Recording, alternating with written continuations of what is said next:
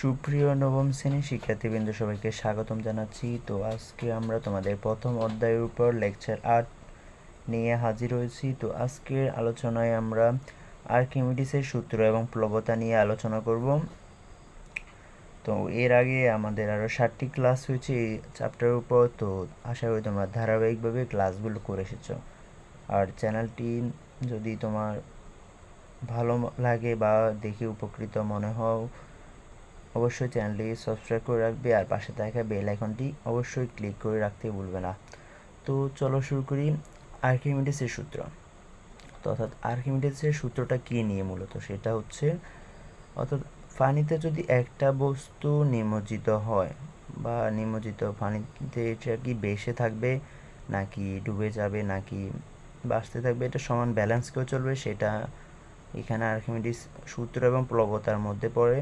তো আর্কিমিডিসের সূত্রটা হচ্ছে এরকম: যদি আমি একটা বস্তুকে নিমজ্জন করি অর্থাৎ অপসারণ করি, তো সেটা কীভাবে, ওইটা কী পরিমাণ এখানে চাপ প্রয়োগ করতেছে বা কী পরিমাণ বল প্রয়োগ করতেছে, সেটা আমি কীভাবে বের করব, তো সেটা আমরা আর্কিমিডিসের সূত্র থেকে জানব। তো এখানে দেখো আমি একটা সিলিন্ডার নিলাম। তো সিলিন্ডারে দেখো সিলিন্ডারে এখানে দেখো এখানে একটা ভিতরে একটা বস্তু নিলাম, সেটা হচ্ছে তার ক্ষেত্রফল হচ্ছে এই ক্ষেত্রফল দেওয়া আছে সেটার, আর সেটা হচ্ছে এস গভীরতা অর্থাৎ এটার উচ্চতা, টোটাল উচ্চতাটা হচ্ছে এখানে পানি যতটুকু আছে সেটার টোটাল উচ্চতা হচ্ছে S2। আর হচ্ছে দেখো এখানে যে ভিতরে যে সিলিন্ডারটা নিমজ্জিত আছে সেই সিলিন্ডার থেকে পানির পৃষ্ঠ পর্যন্ত তোমার দূরত্বটা হচ্ছে S1, আর এখানে সিলিন্ডারটা উচ্চতা হচ্ছে S। তো এখন আমি দেখো এইখান থেকে কিভাবে সূত্র বের করা যায় সেটা দেখব। সিলিন্ডার উপর পৃষ্ঠে নিচের দিকে যে চাপ প্রয়োগ করে, অর্থাৎ একটা বস্তুকে যখন আমরা উপর থেকে নিচে পড়ে অর্থাৎ পানিতে যখন নিমজ্জিত, তখন সেটা কিন্তু উপর থেকে একটা কি করে, বল কিন্তু পানিতে প্রয়োগ করে। তো সেটা হচ্ছে দেখো সিলিন্ডারের উপর পৃষ্ঠে নিচের দিকে যে চাপ প্রয়োগ করে সেটা হচ্ছে P1, সেটাকে আমরা P1 ধরলাম। P1 সমান হচ্ছে S1, যেহেতু হচ্ছে সিলিন্ডার থেকে পানির উপর পৃষ্ঠের দূরত্ব হচ্ছে কি কত, S1, তা এই কারণে আমরা S1 রো জি লিখলাম। এবং নিচের পৃষ্ঠে উপরের দিকে যে চাপ, দেখো আমরা যখন পানিতে বল প্রয়োগ করি অর্থাৎ কোনো বস্তুকে নিক্ষেপ করি, তো সেটা কিন্তু যতটুকু বল আমি এখানে প্রয়োগ করছে ঠিক বিপরীতে কি নিচ থেকে পানি থেকে উপরের দিকে সে একটা কি অনুভব করবে, চাপ অনুভব করবে, অর্থাৎ উপরের দিকে উঠে যাওয়ার একটা কি প্রবণতা থাকে। তো সেটা দেখো নিচের পৃষ্ঠে উপরের দিকে যে চাপ প্রয়োগ করে তার পরিমাণ P2 সমান হচ্ছে এখানে, যেহেতু সেটা কি করবে নিচের দিক থেকে চাপ অনুভব করতেছে, এই কারণে হচ্ছে S2 রো জি। তো দেখো যেহেতু আমরা এখানে সূত্র জানি হচ্ছে P1 প্রথমটার ক্ষেত্রে, এখানে প্রথমটার ক্ষেত্রে হচ্ছে P1 সমান F1/A। দেখো দুটোটার ক্ষেত্রে কিন্তু আলাদা আলাদা বল, যখন উপর থেকে নিচে পড়তেছে তখন একটা বল, আর যখন নিচ থেকে উপর দিয়ে চাপ প্রয়োগ করতেছে তখন হচ্ছে কি আরেকটা বল। তো এখানে দেখো P1 সমান F1/A। তো এখানে যদি আমি লিখি তাহলে সেটা হচ্ছে F1 সমান রো P1A। তো এখানে P1 সমান জানি হচ্ছে S1 রো জি। তো সেটা আমি এখানে কি করলাম, লিখে দিলাম। তো একইভাবে P2 সমান হচ্ছে F2/A। তো F2 সমান লিখতে পারি হচ্ছে A P2। তো P2 সমান হচ্ছে কি S2 রো জি। তো এখন দেখো এখানে একটা F1 পেলাম আর একটা হলো F2 পেলাম।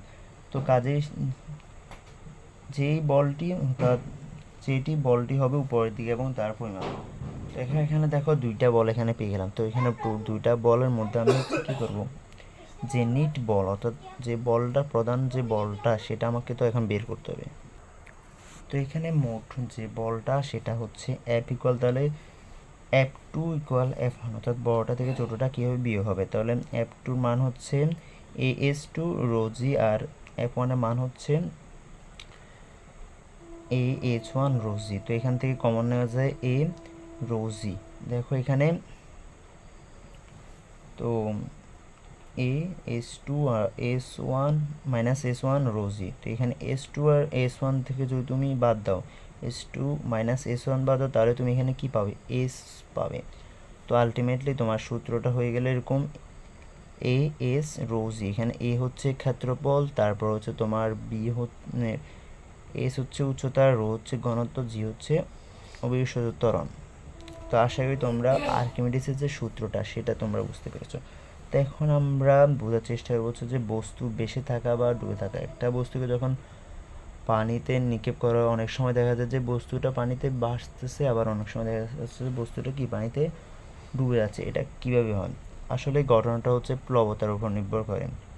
তো একটা বস্তু যখন পানিতে ডুবানো হয় তখন প্লবতার কারণে যতটুকু পানি সে সরায় উপর দিয়ে সেই পরিমাণ ওজনে কিন্তু সে একটা বল প্রয়োগ করে। এটা কিন্তু আমি তোমাদের আগে বলেছি যে একটা বস্তু যখন পানিতে পড়ে, অর্থাৎ যতটুকু বল প্রয়োগ করে সে পানিটা সরায়, পানির নিচ থেকেও সেই পরিমাণ ওজনের সমপরিমাণ বল সে কিন্তু কি অনুভব করে। তো এখন কথা হচ্ছে যদি বস্তুর ওজন যতটুকু পানি সরিয়েছে, অর্থাৎ একটা বস্তু নিমজ্জিত হওয়ার সময় পানিতে যতটুকু পানি সরিয়েছে তার ওজন যদি কি সেটার থেকে বেশি হয়, তো যতটুকু পানি সে সরাতে পেরেছে তা ওজন যদি সেটা থেকে আরও বেশি হয়, বস্তুটা যদি আরও বেশি ওজনের হয়, তখন সেই বস্তুটা কি হবে? পানিতে ভেসে থাকবে।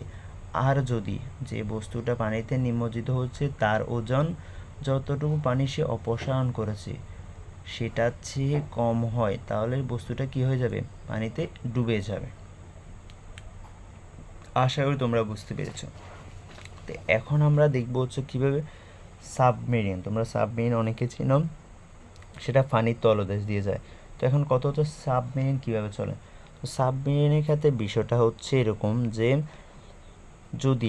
যদি কোনোভাবে কোনো একটা বস্তুর ওজন অপসারিত পানির ওজন, অর্থাৎ বস্তুর ওজন আর হচ্ছে সে যতটুকু অপসারিত করবে পানি, সেটার ওজন যদি দুটোটা সমান করে ফেলা যায়, যে কোনোভাবে যদি সমান করে ফেলা যায়, তাহলে বস্তুটা হচ্ছে কি পানির ভিতর থাকবে, অর্থাৎ পানির উপরে বেশি উঠবে না বা নিচে ডুবে যাবে না।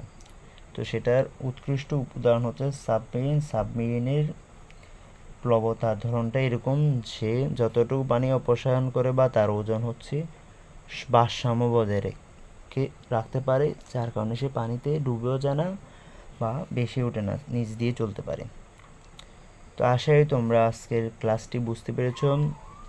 তো আগামী ক্লাসে আমরা তোমাদের শেষ টপিক এই অধ্যায়ের শক্তি সেটা নিয়ে আলোচনা করব। সেই পর্যন্ত সবাই ভালো থাকো, সুস্থ থাকো।